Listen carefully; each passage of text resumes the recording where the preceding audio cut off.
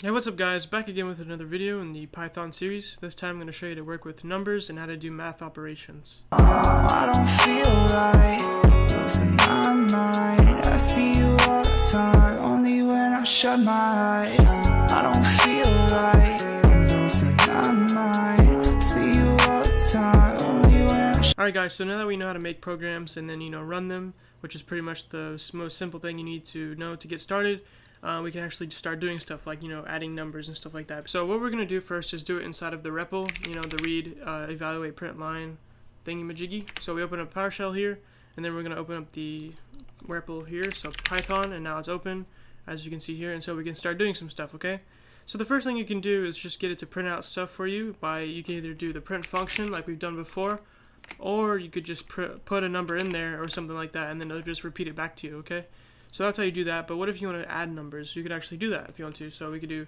2 plus 2 is 4, so that's simple math, right? 2 minus 2 is 0, and then you could do some multiplication if you want to. So 2 times 2, you get 4 obviously.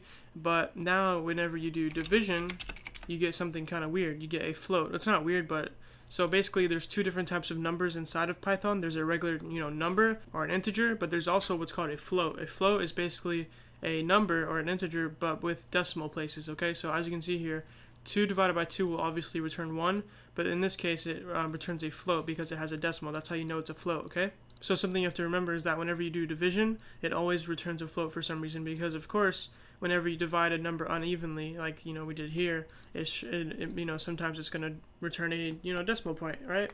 So for example, we could do 4 divided by 3. Oops, not like that, like that. So now we get 1.3333 like that.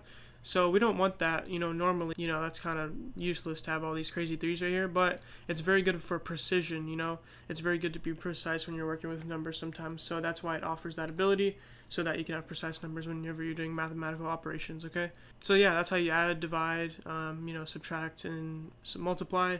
But if you do want to get a regular integer, not a floating integer, a floating number, you can actually do a special divide. It's called integer divide. You could do 4/3, so this will only return an integer every time. Okay, so what it's going to do here is round it down or round it up, depending of course on what the number is, right? So if we do something different, maybe it return like 15 divided by 3 will obviously return 5, right? So we do 15 divided by 3 or / divided by 3 like that, we get 5, right? Because of course it's going to return the integer value, not the float value. So just remember, floats are basically just numbers but with decimal points. Okay, pretty simple stuff, but so those are the basic operations we could do. We could do integer divide, stuff like that. But there's more we could do. We could do some like square roots and stuff like that. We could do powers, so like exponents.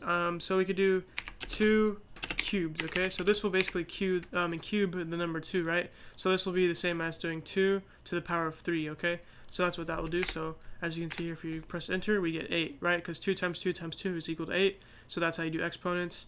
Likewise, if you want to maybe get the square root of something, you could just use it as a like this. So 0.5, so that's kind of like the same thing as doing the square root. So 2 to the power of 0.5 will get you 1.4.14142135672373091, and yeah. So anyway, that's how you do that. That's how you do square root, and exponents. We could also do other numbers, right? So 5 to, I can't type, 5 to the square root of 7, power of 7, excuse me, the power of 7. So that'd be 5 times 5 times 5 times 5 times 5 times 5 times 5 until you get 78,125. Pretty simple stuff, but yep. So that's how you do that. But there's one more I want to show you. It's called the modulus, and the modulus is really cool. It allows you to find the remainder of a division operation. Okay, so normally whenever you're dividing something like 25 divided by 5, right? 5 goes evenly into 25, meaning that it goes in 5 times without any remainder, right? But sometimes you have a remainder whenever you're doing mathematical operations, right? So if we go ahead and do 24 divided by 7, we get a weird number like this, 3.4, because 7 only goes into 24 about 3 times, I believe, right? 7 times 3 is 21, so you get 3 left over. So yeah. So yeah, if you want to find the remainder, we could do a modulus. So we could do 24 and then modulus, which is basically just the percent sign, and then 7. So then it's going to do 24 divided by 7 and then find the remainder, and you get 3. So 3 is the remainder of 24 divided by 7 because, of course, like I said, 7 times 3, 21. If it goes above 3, then it's going to be 28. So you can't really do that. So it has to be 7 times 3 and then the remainder of that. Okay, so 24 minus 21 is 3. Pretty simple math. You know, you probably learned this a long time ago when you're little, but that's how you do it within Python, right? So now that you have all the basic math operations down, you can actually do it within, the written program. Like, you can actually type it out and then run it all at once. So we go ahead and make a new file here. So new text document, we'll do math.py like that. And then we're going to open this with PyCharm. So I press enter to open it because I had it selected. So we'll give it a second to start up and I'll be right back. Alright, so we're inside our program here. As you can see, everything's loading up down here. I could also update it if I want to. I'm going to do that later. But anyway, we can actually do our math operations now. So if we want to do 2 plus 2, let's see what happens whenever we run this, okay? So we need to right click because we know we don't have anything set up here. So right click and then run math. So that will run the file of math. And we get nothing, right? So that's a little different than what we just did here in the PowerShell, console. Because what we have to do here in this case, because it's more written out, you have to actually print out the value of that operation. So print, and then it'll do that. So print 2 plus 2, and that should return 4. As you can see here, it returns 4. So that's how that works. Likewise, we do other stuff. 2 squared, and we get 4 again, right? So basically, that's how you use a math operations. Have the Python file. All you have to do is put it within a print function if you want to see the value of what you just did, right? So that's how you do that. Pretty simple. So the point of showing you that is just to show you that you can also do it. We could do it within the console and within the text document, right?